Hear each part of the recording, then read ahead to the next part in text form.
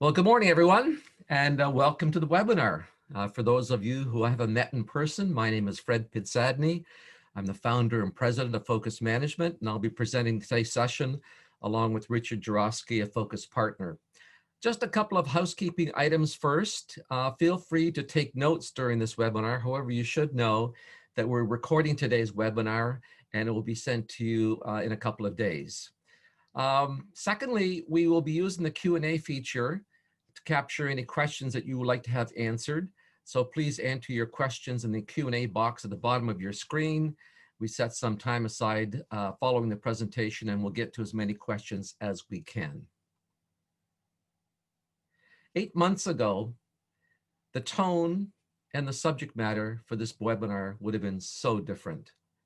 The focus would have been on planning how to successfully scale the next peak off in the distance. That peak represented the goals for the business. But then, with little warning, everything changed. In the space of a few short months, the COVID outbreak turned our world upside down.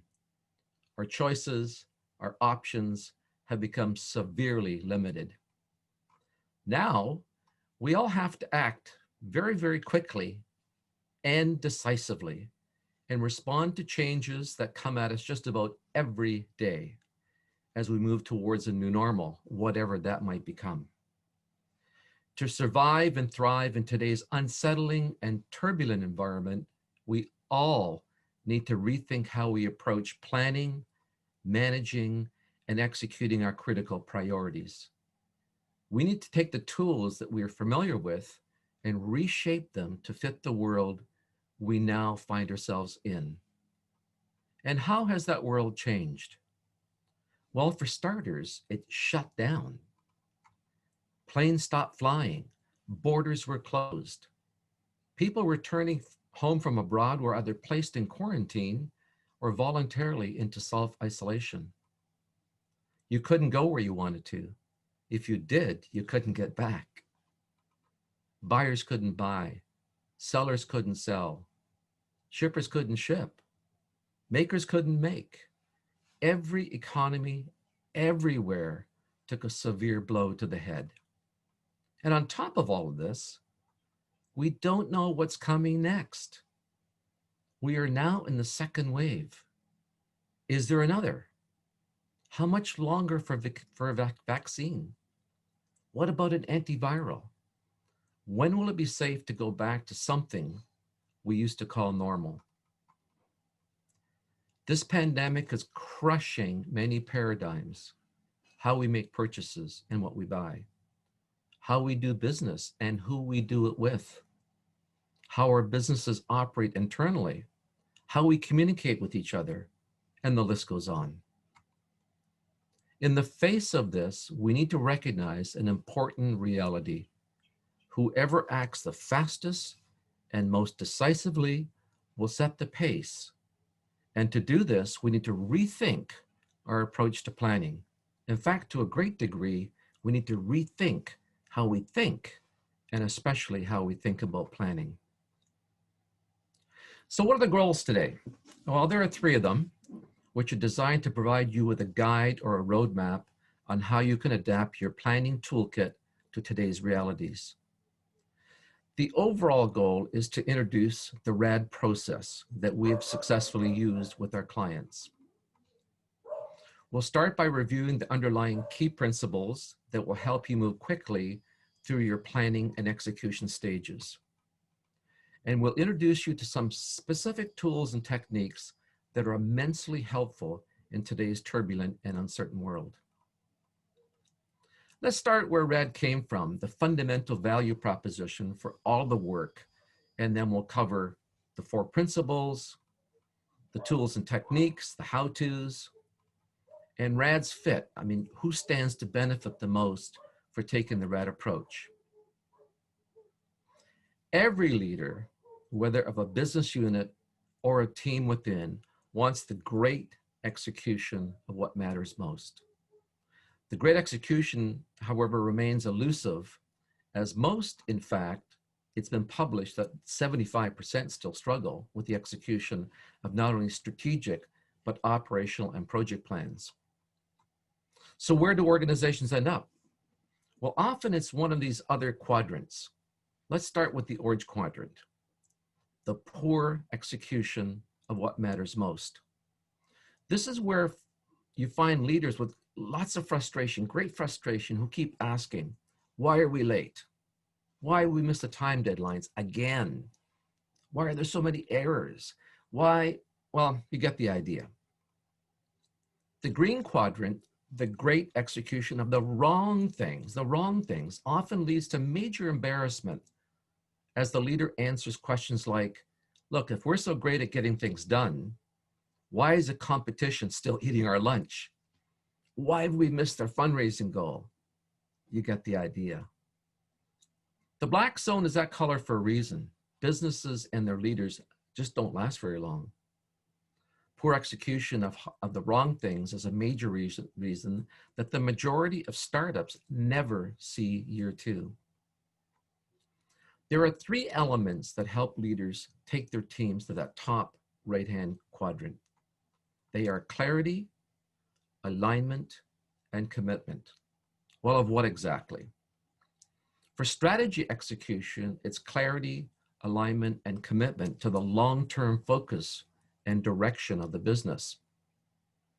Today, it's about identifying the critical priorities, what we need to do to survive, and for some, is how to deal with unusually big demands for products and services. The bottom axis is about ensuring clarity, alignment, and commitment to action for individual accountabilities. Not being clear and empowered to take action or to make decisions is, according to published studies and our own 50 years of combined experience with 400 organizations, the #1 blockage to great execution. We'll be addressing how to fix that during this webinar. Okay, so you have this nice diagram that says GEM, which is the fundamental value proposition. It's all about getting the great execution of what matters most. When you add a good dose of speed and agility to accommodate the craziness of this marketplace, now things are changing so quickly, you get the rapid agile deployment, right? RAD for short. So for the next 30 minutes or so, we're going to focus on the 4 principles that you can use to catch the wave and not be crushed beneath it. These 4 principles will be supported by 6 specific techniques and tools. Let's overview the principles first. First of all, engage your people in the process of planning and deploying your plan, and do it early. You know, we've heard a lot of talk about employee engagement over the last decade. Mostly empty words, as most organizations are not really doing a better job at it than they were at the turn of the century. Not when it comes to real, meaningful engagement. Quickly means quickly, not weeks or months, like we were used to in strategy work, right? We're talking about days. Power through execution by doing a few critical processes and doing them right and do them over and over again. Planning sessions should be short bursts, 1 to 2 hours, like 90 minutes is a good target, not 1 or 2 days as we're accustomed to. You've all heard the saying, no plan survives the first engagement with the enemy, or variations on that theme. Well, it's more than a truism. A plan that fails to address the rapidly changing realities on the ground is worse than useless. It's downright dangerous. Agility and responsiveness will rule. The 4th and final principle, nothing stops a great plan achieving the success it deserves more than people charged with its execution only having a vague, fuzzy idea of the authority that they have to make decisions and to get important stuff done. We're going to cover how to fix that today. So those are the 4 principles. Let's dig into each one of them and put some meat on the bones.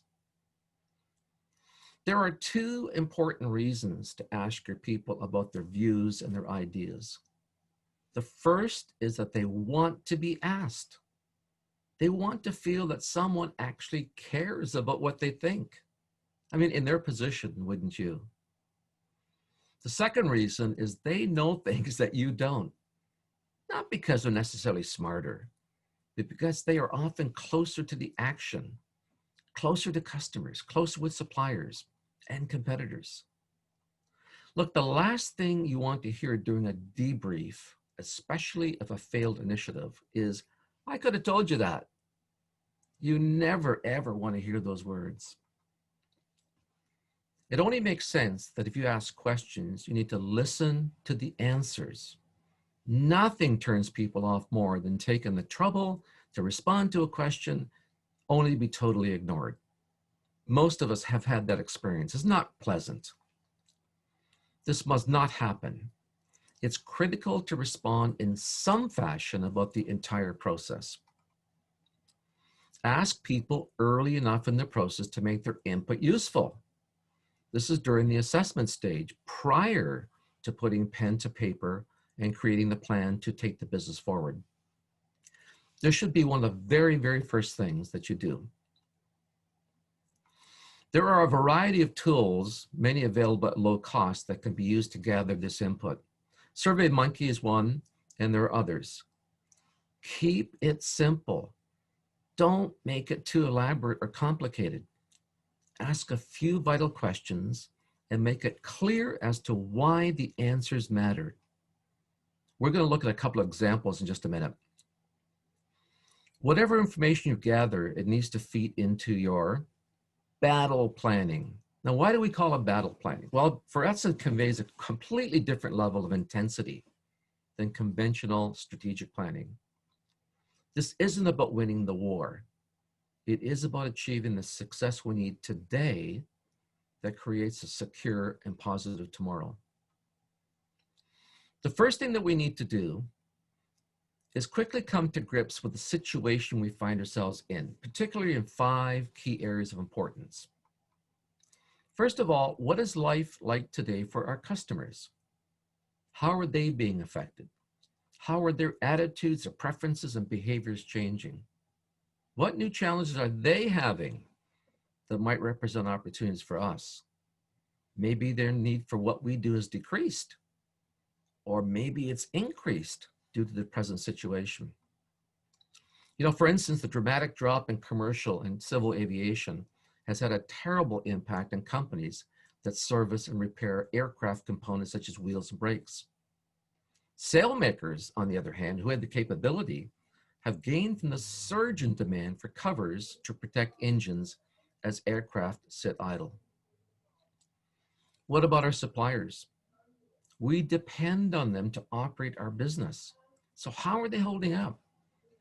Do we need to be looking for alternatives? We can't afford to have a supply chain that is unreliable due to capacity constraints. As borders close, many experience logistical nightmares and still haven't been able to establish a secure supply of materials and components.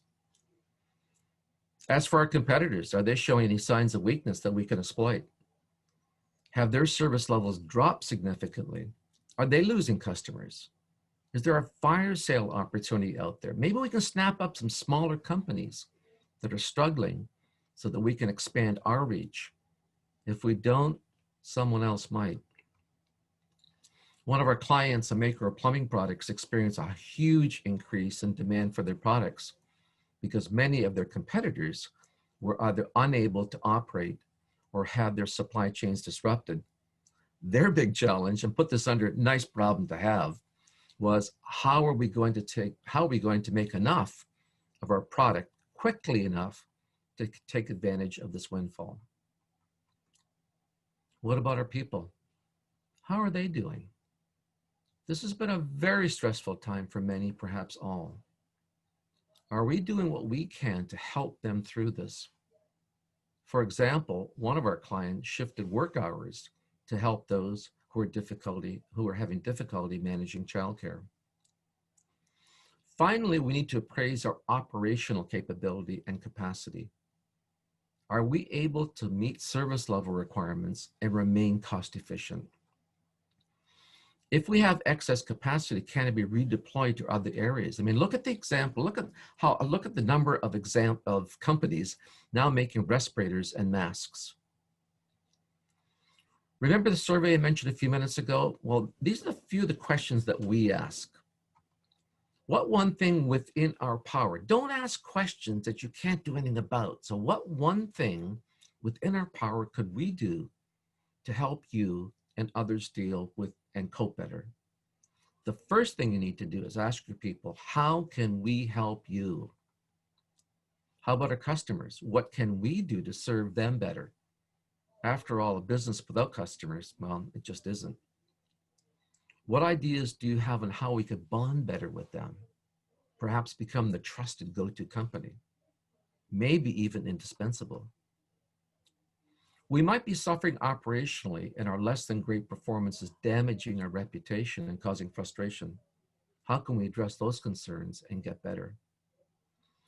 The answers you receive need to be sifted, sorted, collated, organized, and analyzed. Look for the nuggets, especially those that might seem at first glance to be kind of a little off the page. Include those nuggets in the conversation you have with your core planning team. Set a very small number of objectives. I reinforce this because, you know, Richard and I have done a lot of planning in a lot of different client situations, and typically they end up with these large laundry lists of objectives. But what you want to do is set a very small number of objectives whose achievement will make a significant impact on the business. Make sure they are both clear on what they are and why they matter, and make them as measurable as possible so you can track your progress towards them.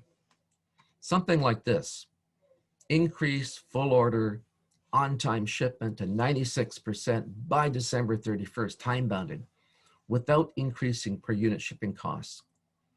This objective not only drives increased internal efficiency, it also benefits the customer. It's a win-win. Do it quickly. You've heard this, say that before. We'll be saying it again. Do it quickly. It's about speed. Lean towards action rather than deep contemplation. We need to spend more time in planning sessions on creating action plans. Make your planning sessions short, 1 to 2 hours. 90 minutes is a nice target.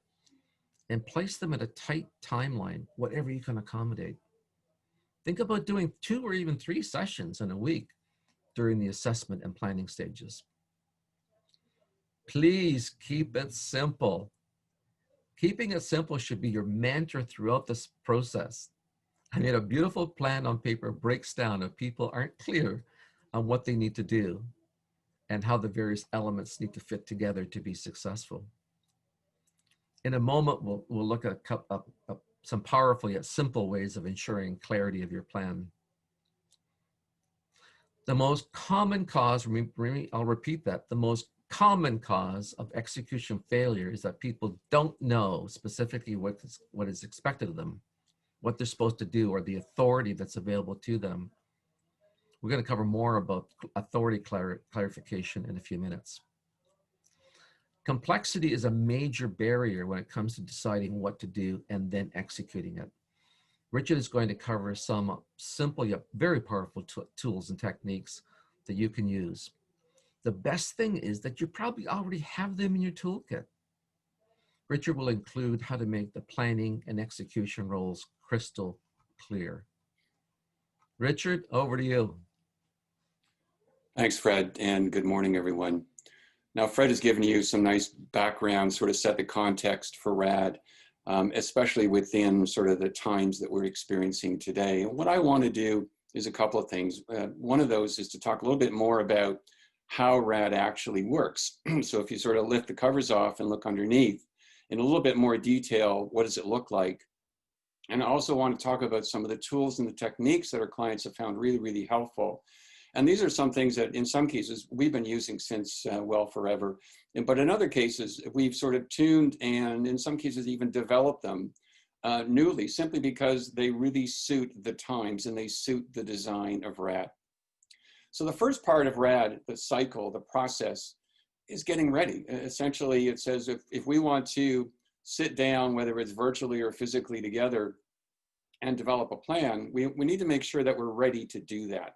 And there are really 4 things involved in doing this. And one of those is to figure out who's going to be doing the planning. So within the organization, are we talking about the senior management team? Is it the senior management team plus some other individuals? Is it a diagonal slice? Is it a function? Whatever the case, it needs to be really clear who's going to be on the team. And then we need to orient those folks and help them just sort of get up to speed in terms of what we're going to be doing. Then the second thing is to identify which employees we're going to survey. Now, in a smaller organization, maybe anywhere from 10 to perhaps a few hundred employees, the answer might be, well, let's survey everybody because we want to give everyone the opportunity to provide some input. In larger organizations, the decision might be to maybe segment it or only focus on certain areas or do it by level. But whatever the case, we need to make sure that we identify those folks because the next thing we need to do is actually send out the survey. And we do this early so that we have the data available to us when the team gets together to start working through the planning process. So we need to distribute the surveys, we need to get the responses back, compile them, do some analysis, and then feed that back to the core planning team along with their pre-work for the assessment phase. Now, this is about 5 days of activity, and it's typically done a week prior to the initiation. Well, now we're going to want to get down to starting the planning process. The first thing that we need to do is do a bit of an assessment. Like Fred said earlier, what's going on among our customers, our suppliers, our competitors. Now, we established 3 work sessions to do the assessment in. And a work session, as we've said already, is a short session, typically somewhere between 1 hour and 2 hours. And again, sort of the target is about 90 minutes in length, typically close together. So the first of these sessions looks outside the organization, outside the business, at those key entities, our customers, those who supply us, as well as our competitors. The second session, then we look inside the organization and look at our people, look at ourselves operationally and try to understand what's going on there. Where are the pain points? Where are the pressure points? Where are the opportunities? And how big and small are they relative to each other? Because ultimately, we've got to figure out of that long list of things that we've talked about through that assessment so far, what are the most important? What should be the critical few priorities that we need to talk more about? Well, this is days 1 to 5 of the RAD cycle. So if it started on Monday, then essentially by Friday, we've completed the assessment activity. And now we've got sort of the finger on the pulse. We've got a sense of what's going on outside and inside, and we've decided what needs to drive the conversation as we move into the next phase. And the next phase, of course, is planning. Now, during the planning phase, there are 3 work sessions here. And the first of those is to say, well, we're going to create a plan, but any plan that's worth anything needs to be focused on achieving some kind of outcome, some kind of goals or objectives. So that's where we start. And we talk about near horizon objectives. These are not strategic goals that might look out 2, 3, and even 5 years. These are near horizon objectives that might be only 3 months out, maybe 6 months out. This again is about battle planning. It's not strategic planning. It's not about winning the war. It's about figuring out what we need to do to be successful, and in some cases, even to survive over this next short period of time. Well, having established the objectives, then we got to figure out, well, what needs to get done in order for us to accomplish those things. So we need to identify what could we do, and then work that down to the things that will be done. We need to select those initiatives. And then finally, we need to establish the leadership or ownership for each of them. There's got to be someone who's going to carry the ball for each of those key initiatives going forward. Well, having done that, then we come to the question of resources, because if I've taken responsibility for an initiative and I charge off along the way and I go to do things, it's quite possible I'm going to encounter a situation where I say, you know what, I don't have what I need in order to be successful here. And it's going to slow me down. It puts the initiative at risk. The other thing is that I need to have the right level of authority. I need to be able to do things. I need to be allowed to do things without having to constantly check, ask, beg. I need to be able to move forward as well as I can and as quickly as I can in order to be successful. Because if not, then we're going to have problems. Well, this is days 8 to 15. So think of this as essentially week 2 of the RAD cycle. And at this point, we've got the plan. We've got clear measures of success. We've established objectives. And we've got ownership for initiatives as well as authority established for those things as well. Well, let me introduce you now to a couple of tools and techniques that our clients find are really, really helpful, particularly during the RAD process and in any sense during these times. And the first of those is something that we call the 3W chart. And the 3 Ws, well, they talk about the what, the who, and the when. And this is simply a pretty simple tool for capturing, in essence, the plan. What needs to get done, who needs to ensure it gets done, and the time by when it's expected to be completed. So that's the simple 3W. Now, in some cases, the team will have a discussion, a bit of a debate around, who is the who? And the conclusion they reach is, well, making the decision, that's really a joint effort. Robin and Tony really need to do that together. And our counterpoint to that is, absolutely, it sounds like they both need to be involved. However, which of the two is going to be accountable for ensuring that it actually does happen? So they reach that conclusion, and we indicate that with an asterisk, a very simple way of saying, okay, this is the person who's accountable for ensuring that that action is taken. Now, some clients say, that's great, the 3 Ws, but there's other information that we'd like to capture and record as well as that. So great. We say, well, what do you need to add? Well, resources, that's a common one. It says for each of those initiatives, those action items to be executed successfully, there might be some additional resources that are required. Those might be people, might be technology, might be funding, who knows? The important thing is that it's captured here and that it's not forgotten. Now, the information on the 3W chart can be maintained in an Excel spreadsheet. Some clients choose to put it into a project management application because that's what they use to manage their project. And we say, great, just take the information, move it over, and manage it there. So that's the 3W. Here's another really useful tool that our clients find particularly helpful in terms of managing the dynamics of their planning team and ensuring that they are crisp, their meetings are crisp and efficient and productive, because as Fred said, this is about, leaning towards action rather than deep contemplation and long conversations. So the first of those says, make your point, do it quickly. Not go on and on and on, but in fact, get it out quickly. Let's do something with it, and then let's move on. The second rule of engagement, close is good enough for now. Teams often get caught up in trying to arrive at the perfect answer, the most precise calculation of whatever. And the fact is that often that's not time well spent. What they need to settle for is something that's pretty close, for now at least, and that should give us a sense of whether it's important or not, or how good an initiative might be for us to carry forward.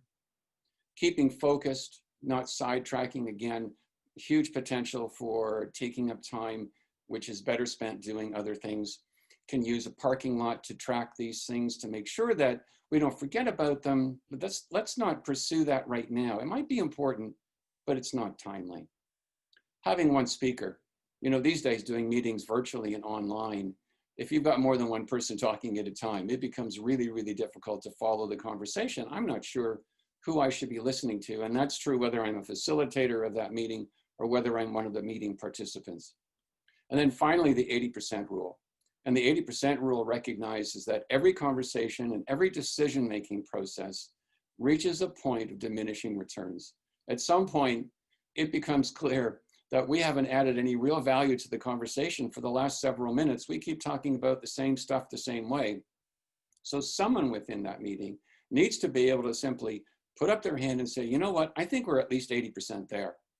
And the team can reflect on that for a second and hopefully come to the conclusion that, yeah, you know what, I think we're done. So let's recognize it, capture it, whether it's a decision, an action item, a conclusion, whatever it might be, and then let's move on. So again, these rules of engagement, which fit the motif of battle planning, if you will, we often call them ground rules or meeting rules of order or whatever the case. Very helpful these days, especially given that we're trying to accomplish quite a bit in short periods of time. Here's another technique. It's got a bit of a playful name. We call it Spitball decision making. And this is not the illegal pitch in baseball.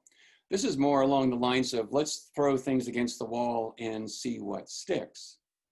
And it simply recognizes the fact that whatever the objective might be, there are going to be a lot of ways that we could go about achieving it. Lots of possibilities. So how do we go from a long list to a much shorter list? Well, here's a pretty simple way to do just that.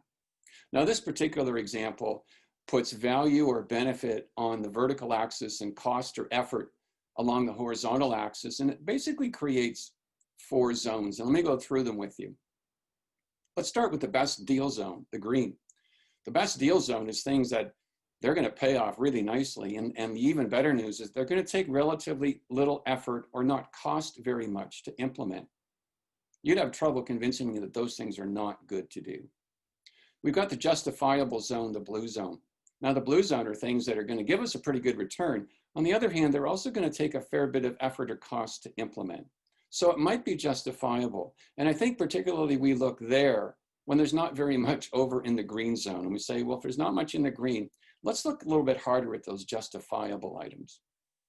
We've got the why bother zone, the lower left, which is yellow, that says, you know, it's not going to cost very much, but on the other hand, it's not going to give us much back either. So I'm not sure that we would bother.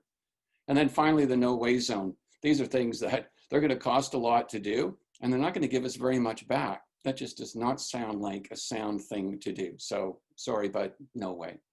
Now, of course, in the middle, as always in life, we've got that gray maybe zone. These are things that we're just not sure about. I mean, we might need a little bit more time spent on analyzing them, looking at them, probing and figuring out where to put them. And the idea being that ultimately, whatever those ideas are, whatever those possibilities might be, we plot them somehow on this grid. Now, I'll give you an example. We have a client that put together a team that they wanted to do some improvements on the shop floor of their business. And they assembled a team together and they did some brainstorming, which made a lot of sense, of course. And naturally, as brainstorming often does, it yielded a very long list of things that they could do. And of course, they stood back and looked at the list, and there were 130 something items on that list. And they said, well, a couple of things. One is, that's way too many things. We couldn't possibly do all of those. The other thing was that they're not all created equal. I mean, some of those are probably really good ideas, good things to do, and others are probably not so great to do. And we need to figure out which is which. So they did a round of spitballing, and they took that 130 items and they worked it down to a much smaller list. Well, they looked at that list and they said, no, guess what? It's still too long. There are still too many things. We can't possibly do all those, and we probably shouldn't even do all of them. So they did a second round of spitballing, took that shorter list down to a very short, tight list, and they said, you know what? Those are the things that we're going to do, and now they're executing and implementing those ideas. So again, and this is a simple illustration of spitballing with, you know, cost and benefit, or cost, effort, and value benefit.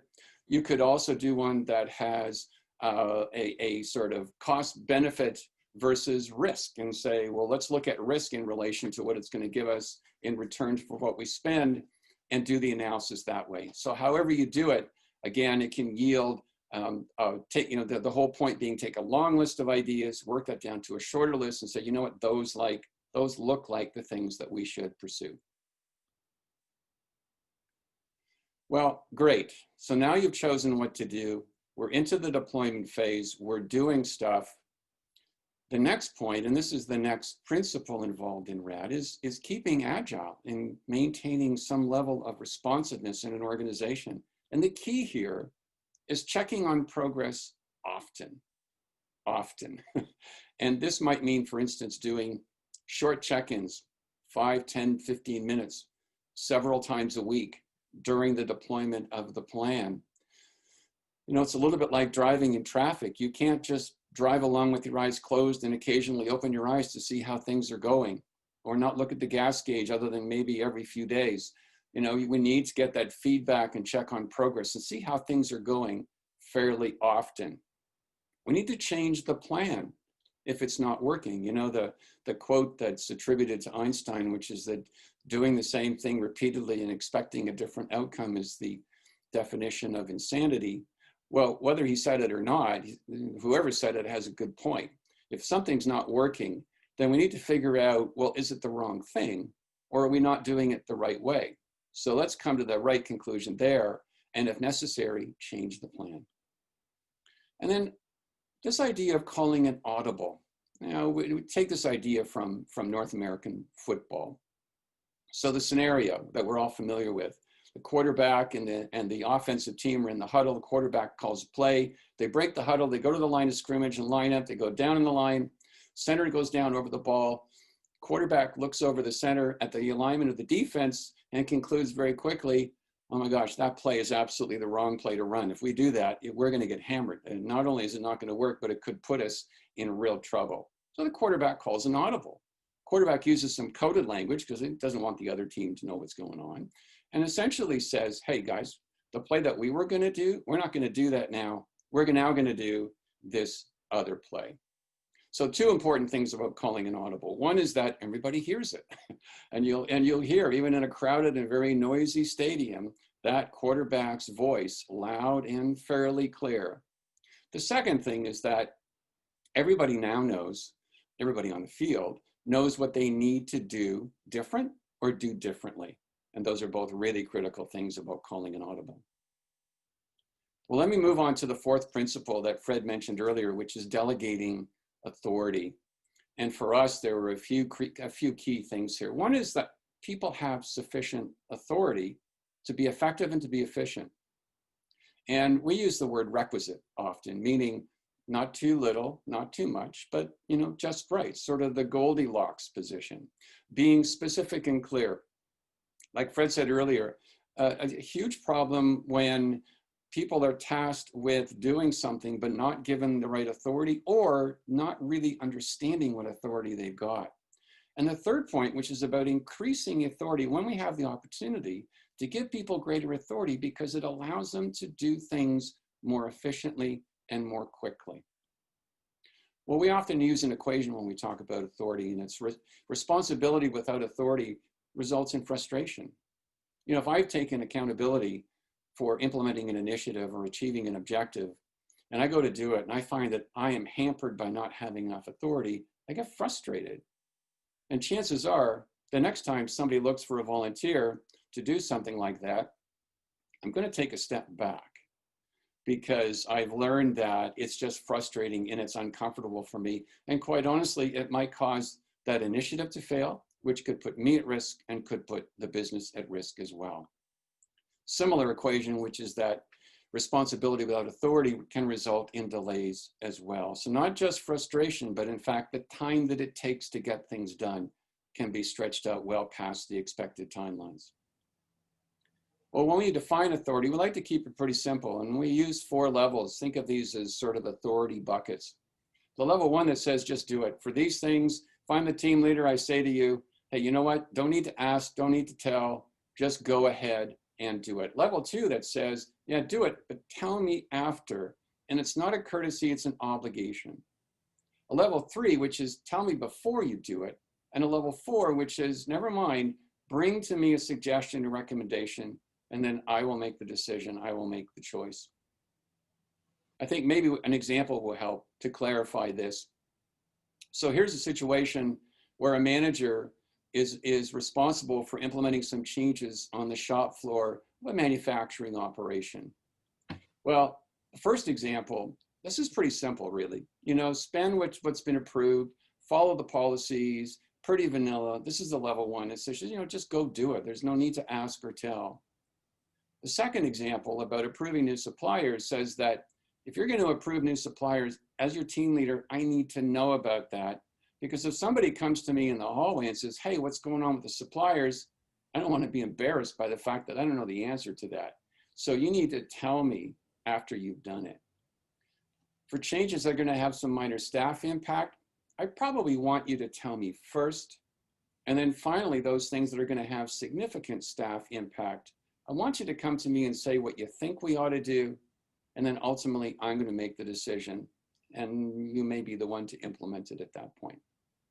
So again, these authority levels can be used on a project basis to focus on authority within an initiative to get certain things done, but they can also be used to establish authority in the day-to-day as part of someone's basic role description. They got certain things they need to get done, they have objectives to accomplish, and aligned with those, they would have the authority statements that make it really clear to them what they're allowed to do in addition to what they're expected to do. I'm going to turn it back over to Fred now, who's going to take us through to the end of the presentation. Fred? Thanks, Richard. So how does RAD fit in today's COVID world? Leaders from all walks of life are feeling pretty darn frustrated about how fast things are changing. They're worried and often uncertain about what they should be doing and how to do it. They ask questions like, what are my critical priorities? And what should I be doing about them so that what matters most today gets done and gets done quickly? And this is exactly what the RAD approach delivers. You know, when you combine the great execution of what matters most on the left-hand side, right? You add the speed and agility, you get RAD. Okay, so those who would like some professional guidance to implement RAD in their organization, here's the cost for hands-on, step-by-step, let's avoid the landmines facilitation of RAD. For the basic RAD package, which includes first the survey administration, the analysis, and the reporting. Second is getting the core team ready to start. Next are the 6 working sessions delivered according to the schedule developed by the core planning team. And then 1 checkpoint meeting to provide a template for use for subsequent checkpoint meetings. The full, no surprises price is $15,000 to $18,000 plus applicable taxes. This is for a completely virtual process. The $3,000 price range is to accommodate survey administration, which is a function of the number of employees. Okay, so that's the end of the presentation. Let's take a few minutes to answer any questions that may have come through. Richard, do we have any? As a matter of fact, Fred, we do. We have 1 question, and the question is, does RAD replace strategic planning, or should it complement and fit alongside strategic planning? Okay, well, let me say this in no uncertain words. RAD does not replace strategic planning. You need that. You need that long-term direction that says, here's where the organization is going. RAD is designed to look at today's situation and say, with all those changes out there, what do we need to do today to survive and perhaps even thrive, as some of the companies I mentioned to earlier? But you want to have that long-term direction in view. And in fact, there are some things that you may learn during the RAD survey process and the situational analysis process that may influence where you're going long-term. The other thing that our clients are finding useful is that some of the tools and techniques that we're using during RAD in terms of some of the ground rules, spitball decision-making, et cetera, are equally as applicable in strategic planning. But let me say again that RAD is not designed at all to replace strat planning. In fact, it's designed to work in concert with. So hopefully that answers the question. It's a good one, by the way. Thank you for that. And that's it for questions. That's it. Okay. Well, let's just reflect back to the goals of the webinar. What we tried to accomplish. We wanted to introduce to you the whole rapid agile RAD approach. We wanted to share some key principles with you so that you can accelerate your planning and execution process. And we wanted to introduce some useful tools and techniques. In fact, we identified 6 of them for you. We hope that you found value in attending the webinar. Please feel to contact us. Here is our contact information. Most of you who are on this webinar know who we are and how to contact us, but there it is just in case. So listen, thanks very much for that one question. It was a great one. We're going to wrap up now. We're going to end at 11:45. So another on-time delivery by Focus Management. And behalf of all of us here, want to thank each of you for taking time out of your hectic day to be with us. Thanks again, everyone, and have a great day.